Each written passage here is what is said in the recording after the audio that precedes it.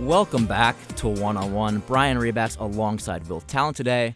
We're now joined by none other than Ian Eagle, the TV play-by-play voice for the Brooklyn Nets on the Yes Network, voice of March Madness and the NFL on CBS, and was just recently named National Broadcaster of the Year and will accept his award on Monday.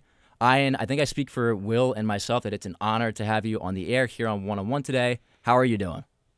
Oh, I'm doing great, guys, and it's my pleasure to be on the air, despite the inherent rivalry between Syracuse and Fordham. Yes. I put that to the side and still join the program with energy and vigor and positivity. So happy to be on with you guys today. Well, that's awesome, and we're glad to have you on. So I want to start with the recent news that you were named National Broadcaster of the Year. First of all, congratulations on this honor. So I want to just ask you what it was like for you receiving this news and what it means to you to receive an award of this prestige.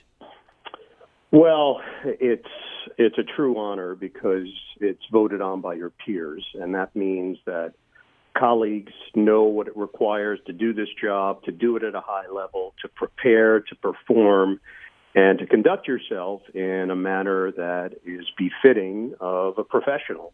And that means a lot. There's a familiarity with that. There's a relatability with that.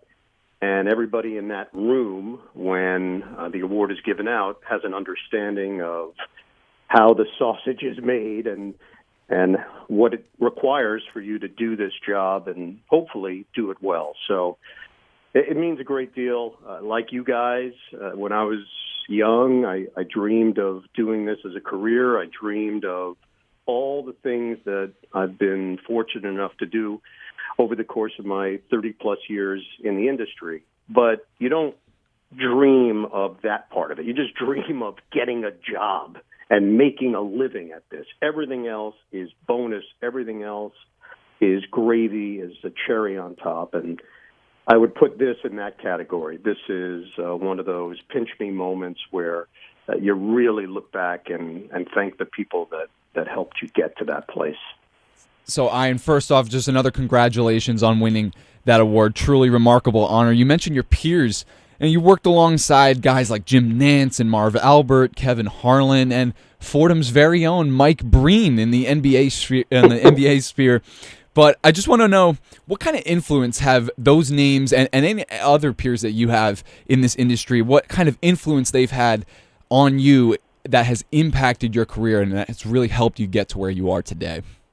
Yeah, I think when you start to categorize people in your life, you accumulate a lot of relationships over a long career. And all of those names that you mentioned, first and foremost, they're friends.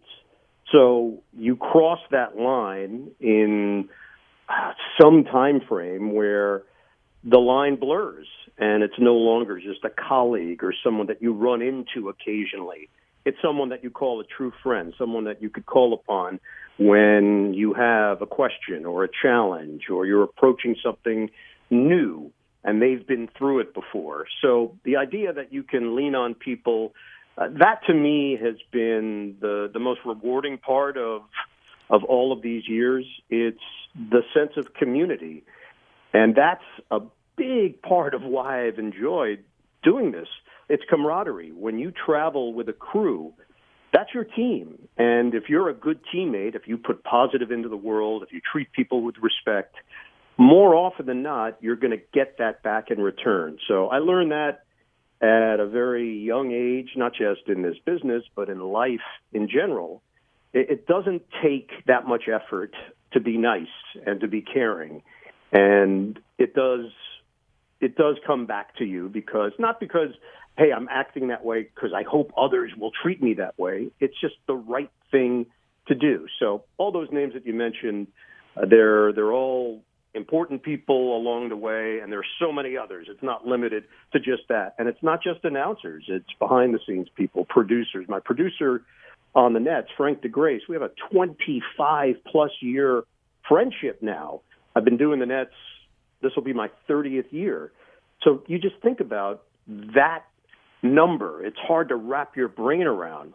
This guy's voice has been in my ear, which sounds weird, but that's how it works. It's literally in my ear for so many games, so many years. You accumulate all those years together, and those relationships are forever. That's something that connects you in some way for the rest of time. And with you, I want to take you back because you kind of in our position one day at Syracuse, and you're just starting your career, and obviously you're doing a lot now, being, doing March Madness games, calling the NBA, calling the NFL and CBS. So I'm just curious, coming out of college, what your initial goals were, and could you have envisioned how your career ended up turning out? I had a couple of opportunities to be on the air coming out of college. I had a job offer in Morgantown, West Virginia. I had a job offer in Buffalo, New York to be on the air. And I had a job offer in New York City at WFAN Radio behind the scenes as a producer. I had interned there in between my junior and senior year. So if you polled a bunch of broadcasting people and asked them, well, what job should you take? I think a lot would say, well, you got to get on the air. If they're giving you a chance, take that chance and then make the most of it. And part of me was leaning that way. But then there was another part of me that recognized that I wanted to be in my hometown. I grew up in Queens, and I wanted to get to that station. I wanted to be around those people. I wanted to observe on a day-to-day basis and learn. To me, it was almost graduate school. So I took a job in a role that not exactly what I aspired to, but I just knew by osmosis I was going to gain so much being at the radio station. Mike and the Mad Dog were exploding at that point. There was so much talent around WFAN radio, and I soaked it all in. And they told me before I took the job, they said, look, if you're trying to be on the air, do not take this job. This is not a path for you. And in spite of them saying it, I thought to myself, you know what? Let me get in there. Let's build some trust. Let's create a chance for them to see me as a human being and someone that works hard and grinds and puts his head down and does his job well. And that's exactly how it played out. It took about 15, 16 months before I got a chance to be on the air. And it was as cliche as you would even imagine that I got that chance. Somebody was sick. Like literally, and I felt badly that the person was sick. They got better. It wasn't fatal, but they had pneumonia, and I had a chance to do updates on a Sunday night during football season, and I did well. And I got a chance the next week, and the next week, and the next week, and the next week, and that cycle began where they started to see me differently. I was beginning to knock down the walls of perception, and I did my first show, Super Bowl. It was Buffalo against Washington. Steve Levy and I co-hosted a 5-hour show leading into that Super Bowl. And then they gave me the weekend overnights at WFAN. Jody McDonald left to go to Philadelphia for a full-time job. I took over that shift. And by 1993, I was full-time on air. And the Jets had been acquired by WFAN Radio. I was named the pre- and post-game host for that. It was a huge position at the time. They had big plans for the Jets broadcast. This was a new development for WFAN, and they put a lot of trust in me to do it. And that led to other possible jobs, and I just took advantage of all of them. So the story that I would tell you is I didn't necessarily take the path that others may have taken, but I believed in myself, and I believed in my abilities once I got in there to show that I could be a factor, someone that they could trust and build with moving forward. And fortunately, that's how it all worked out. And something in this industry, just working here at FUV, you come for one path and you may end up on another, but that's just kind of how this industry works. Yeah. And you talk about, just putting your nose to the grindstone. That's really how you make it in this industry and really anywhere. If you just grind it out and you do what your bosses ask you to do and some, you will get to where you want to be. But I'm curious, when you were to stay on the Syracuse topic, obviously you've had a very, very decorated career in basketball. You've done a lot of football as well and some golf too. But when you were at Syracuse, you did a lot of basketball. When you were in college, were you set on basketball, or did you want to go into things like football and other sports that they had at Syracuse?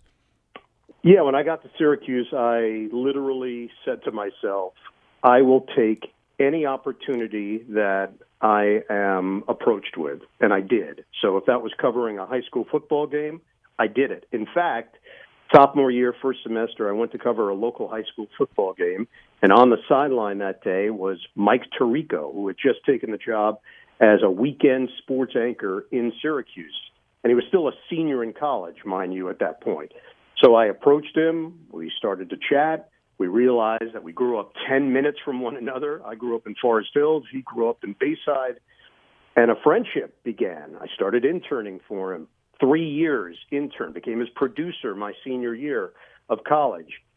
Started producing a radio show for him when he couldn't make the radio show on a Sunday night. This was on a commercial station. He would have me host the show. I got paid to host the show. So just think about that for a moment, that concept that if I wasn't at that high school football game that night and Mike wasn't at that high school football game that night, maybe our paths don't cross, and maybe the sliding doors concept is something that changes my whole life and my whole trajectory. You know, when you think back and you break it down in those terms, what's the one common denominator? I said yes. They asked me, would you go out to Homer, New York, 20 miles outside of Syracuse to cover this high school football game? I said yes.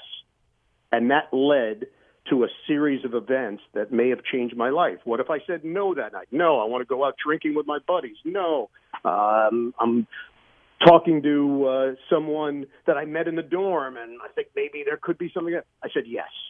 And that's the lesson that I would try to articulate to those that are interested in this field. You have to say yes. You have to get out there. And by the way, you have to immerse yourself in it. You can't go half in, half out.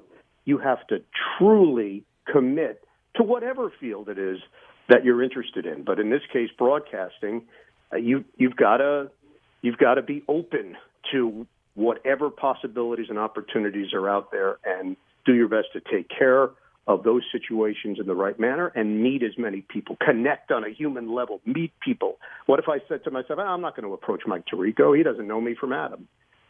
That changes the whole experience in there. So there are a lot of lessons in there that I think back on and played a big role in my approach to this job, and I think my performance in this job, connecting with people, making analysts feel comfortable. That's a skill, and that's something that can be innate, but you have to work at it, and you have to think about it. It has to be a conscious effort to make sure that your broadcast partner feels like they can do the best work they can do with you sitting next to them. We're joined here by Ian Eagle on One-on-One. Ian, I find it awesome that your son Noah has also gotten into the industry in the last couple of years. He serves as the radio play-by-play voice for the Clippers, and he's also done some NFL games as well and got a new role at NBC for college football. So I want to ask you, as a father and a broadcaster, what has it been like watching your son get into the industry and kind of have success in this business early on?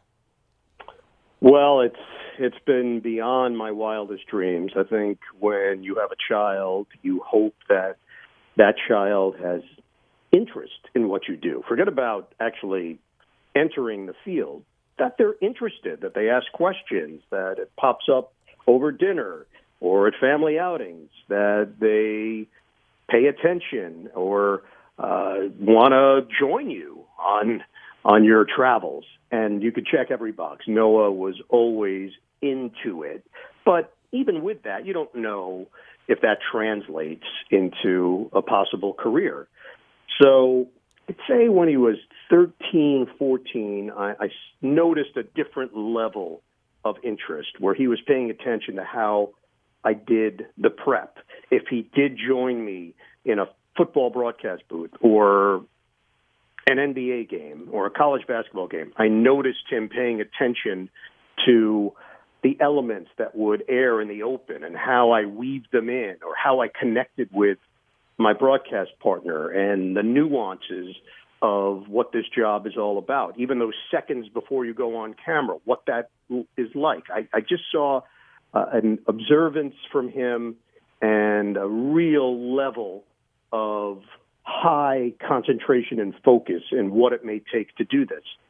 So when he was deciding on what school to go to, he looked at a lot of schools, and eventually he did choose Syracuse, which I don't necessarily think was the easiest path for him because he had to deal with being my son, someone who had gone there and whose name was prominent enough there that people would draw conclusions. He didn't say what his last name was for his first 2 years in college. He would just answer, "Hey, I'm Noah." That's it. Noah Eagle didn't really exist. And then finally, right before junior year, I noticed that was a trend, and I said, "Hey, look, you got to do what you got to do," and I recognize that, and I respect it. I said, "The one thing I would tell you is you should be proud of who you are, and I've been doing this a long time, and I'd like to think I've done it the right way, and I've treated people the right way." I said, "People will embrace you. They're not going to revolt against you if you say your full name." And that was it. Junior year, he started introducing himself to people as Noah Eagle, and if things popped up from there, great, but he was ready for it. So with all of that, you still drop him off at Syracuse, and you have no idea. We're pulling away after the hugs and the tears of dropping off your kid at school. We're driving away, getting on 81 to cut through Pennsylvania and back through New Jersey. And my wife turns to me and says, "This is freshman year, dropping him off the dorm." And she says, "Is he going to be any good at this?" And I looked at her and said, "I don't know. We're going to find out, because you guys know, Brian, Will, you know how it works. You don't know until you're actually on microphone, on camera, doing that. You have to do it." So no matter who you are, no matter what your name is, no matter what your background is, you still have to actually go out and do it. So it's been a joy watching him, and obviously the connectivity between the two of us. We can relate now on a whole other level because of his experience and what he's done the last 4 years out in L.A. He's moving back to New York literally today. We're moving him into New York City. So that's awesome. It's awesome. Really awesome for the family. My daughter lives in New York City. They're very close. So to have everybody here, it's just a dream come true, truly.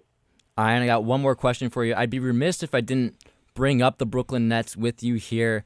My family's had Brooklyn Nets games on the TV for many years. My brother's a huge fan, and I've kind of followed in his footsteps as of late. But the Nets, they were busy in the first day of free agency. They signed Cam Johnson to the 4-year, $108 million deal, traded Joe Harris. So I'm just curious as to how you feel this offseason has played out, and what do you think of the moves that they've made so far? Well, you're getting the sense that they're going to run it back with the team that they have. They're not looking to strip it down.